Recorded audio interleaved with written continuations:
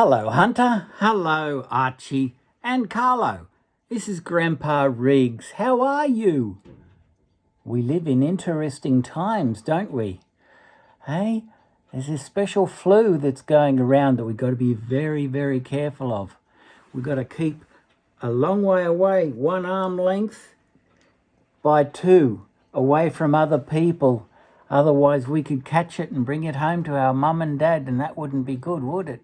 We've got to look after our teachers too at school. Got to make sure we don't sneeze.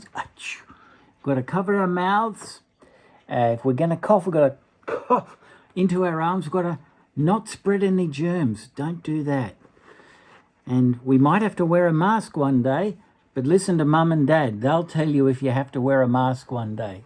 But anyway, maybe in a few months' time, it'll all be over and things will be back to normal and we can all see each other again, and Grandpa Reags can come down and visit you all and cuddle you all and take you to see a movie or go bowling. Wouldn't that be great, eh? We can't wait. Anyway, I've got a little story to read for you today, because today happens to be Anzac Day in 2020, which is the year. And this is called The Steadfast Tin Soldier, because Anzac Day is a special day of the year where we stop to remember and think about our relatives long time ago who fought in wars, and maybe some of them died, or they fought in wars and they got hurt. So we take time to think about them and to say in our own way, thank you. Thank you for defending Australia. Thank you for defending your family. Okay, now this is The Steadfast Tin Soldier by Hans Christian Andersen. Once upon a time there were 25 toy tin soldiers. They were brothers, for they had all been made from the same tin spoon. They wore fine red and blue uniforms and carried little guns, and they all lived together in a carved wooden box, just like this. The first words they ever heard came from a little boy as he lifted the lid off their wooden box. "Oh, look," the boy cried, "tin soldiers." It was the boy's birthday, and he'd been given the tin soldiers as a present. Clapping his hands with delight, the boy set the tin soldiers on the table. They were all exactly alike except for one who had but one leg. He'd been made last, and there had not been enough tin left to finish him properly. And this is what he looks like. He's only got one leg, the poor tin soldier. Besides the soldiers, the table was covered with all sorts of wonderful toys. The prettiest was a paper castle. This castle was so beautifully made that through its windows could be seen little rooms, complete with tiny paper furniture and tapestries. In front of the castle, little paper trees stood around a small mirror that was meant to be a lake, and on the mirror lake swam tiny wax swans. All this was very lovely, but the loveliest part of the castle was a tiny dancer who stood in the castle door. Can you see the little dancer standing in the castle door? Let me know, I can't hear you. Yes? Oh, that's good. This is what she looks like, a better picture of the tiny dancer. The dancer too was made of paper. She wore a dress of white tulle. A little blue ribbon was wrapped like a shawl around her shoulders. This ribbon was held in place with a silver sequin the same size as her face. The little dancer's arms gracefully stretched out in front of her, and one of her legs was raised so high behind her that the little tin soldier could not see it. Can you see her hind leg? It's raised so high, the little tin soldier can't see it. Can you? I can't hear you, can you? No, neither can I. She must have only one leg, just as I do, he thought. How pretty is she? She'd make me the perfect wife. Then he thought sadly, but she's far too grand for me. She lives in a fine castle while I live in a wooden box that I share with my brothers. Still, I must try to get to know her." So the little tin soldier stretched out on the table behind a snuff box. From there he could watch the little dancer. When evening came, the little boy put all the other tin soldiers back in their wooden box. Then the people of the house turned out the lights and went to bed. When the people were asleep, the toys came to life and began to amuse themselves. They visited with each other and danced and played all sorts of games. The dolls waltzed, the teddy bears played leapfrog, the coloured pencils chased each other over the drawing pad, and the cuckoo in the clock sang a lively song. The tin soldiers rattled the lid of their box, for they wished to get out and join in the fun. Only the tin soldier and the little dancer stayed still. She stood on tiptoe in the castle door and held one leg stretched out behind her as steadily as the tin soldier stood on his one leg. The little tin soldier stared at the little dancer and she stared back, but neither of them spoke. Can you see them? And there's the cuckoo clock.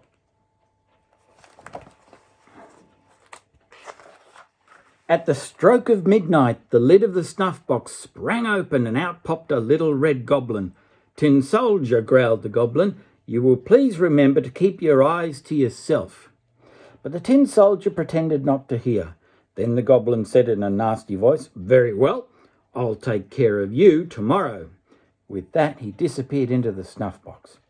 Early the next morning, the little boy came running into the room with his brother. They picked up the little tin soldier and set him on the windowsill. Now, I don't know whether it was the red goblin's doing or not, but just then a strong gust of wind blew the little tin soldier off the sill. Down, down the tin soldier fell 3 stories onto the street below. It was a terrible fall. He landed head first with his gun stuck between 2 cobblestones and his leg in the air. The children and the maid ran outside to look for him, but they couldn't find him anywhere. Can you see the little tin soldier after his fall? He fell down a long way into the cobblestones. That afternoon it began to rain. It was a quick, hard rain that filled the gutters. When it was over, 2 boys came out to play. "Look," one of them cried, "there's a tin soldier. Let's make him a boat." So they made a boat out of an old newspaper. Then they set the little tin soldier in the boat and sent him sailing down the gutter. Can you see him in the gutter? In the paper boat? How fast the little paper boat went! How deep the water seemed! The little tin soldier couldn't help being frightened, but he bravely stood as straight as he could and held tightly to his gun. Suddenly the little paper boat was swept into a drain and down a dark tunnel. "How black it is in here," thought the little tin soldier. "Where am I going, I wonder? It is all the goblin's fault. Oh, if only the little dancer were here with me, then I wouldn't care even if it were twice as dark." And there he's sailing down in this tunnel. He doesn't know where he's going. Just then a large water rat swam up to the boat. "Where is your passport?" he hissed at the tin soldier. "Give it to me at once." The tin soldier did not reply, but grasped his gun more tightly. So the water rat gnashed his teeth and howled, "Stop him! Stop him! He hasn't shown his passport." But the little paper boat was soon carried away by the current. There's the nasty rat asking for the passport. Got to turn the page. Sometimes the pages get stuck together. Now the soldier could see a light ahead. As the boat drew closer to the light, he heard a terrible roaring sound. It was loud enough to strike fear into the bravest heart. You see, the tunnel emptied into a canal. The plunge would be as dangerous for the tin soldier as an enormous waterfall would be for you or me. The little tin soldier was terribly afraid, but he stood as straight as ever and shouldered his gun. Can you see the picture? The paper boat tumbled down into the canal. It whirled round and filled with water. The tin soldier didn't move a muscle. Instead, he thought of the pretty little dancer whom he was sure he would never see again. Then he remembered the words of an old military song. "Farewell, soldier, true and brave, going toward your cold, dark grave. Finally, the paper boat dissolved in the water and the little tin soldier sank. What's this? Oh, he's in trouble now. Just then a large fish swam by and swallowed the tin soldier. How dark it was inside the fish's belly, even darker than in the tunnel, but the little tin soldier still stood straight and bravely shouldered his gun. The fish darted this way and that until the tin soldier felt terribly shaken up. Then after a time the fish was still. Next a flash of lightning seemed to pass through the fish, and the little tin soldier found himself in daylight again. "Why, look," cried a voice, "here's the tin soldier." You see, the fish had been caught and taken to market, where the cook had bought him. She brought him back to the kitchen and cut him open with a big knife. And here's a picture. The cook picked up the tin soldier between her fingers, and she carefully carried him upstairs so everyone could see the amazing little soldier who'd travelled so far in the belly of the fish. When the cook set the tin soldier on the table, everyone cried in glee and admiration. The tin soldier looked around. To his amazement, he was back in the very room that he started from. The little boy was there, and so were the other 24 tin soldiers, as well as all the rest of the toys. In the corner of the table stood the paper castle. The tin soldier saw that the pretty little dancer was still standing on one leg in the castle door, for she was as steadfast and true as he himself was.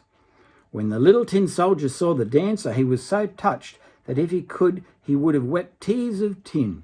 But of course he couldn't. So he only stared at the little dancer, and she stared at him, and neither of them spoke.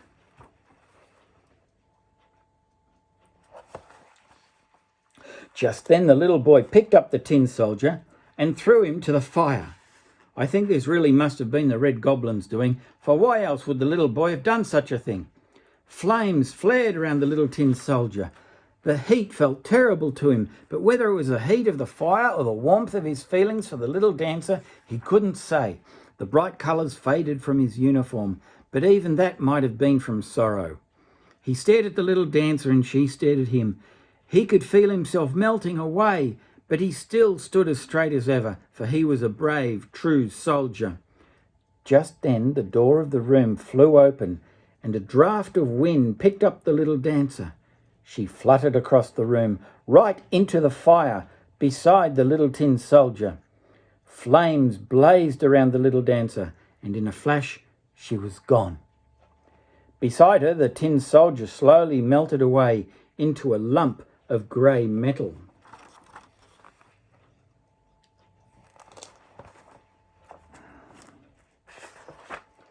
The next morning, when the maid cleared away the ashes, all she found of the little tin soldier was a small tin heart.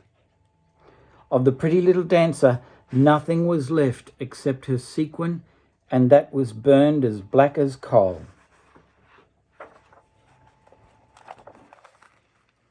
And that is the story of the little tin soldier. I hope you liked it, Hunter and Archie and Carlo.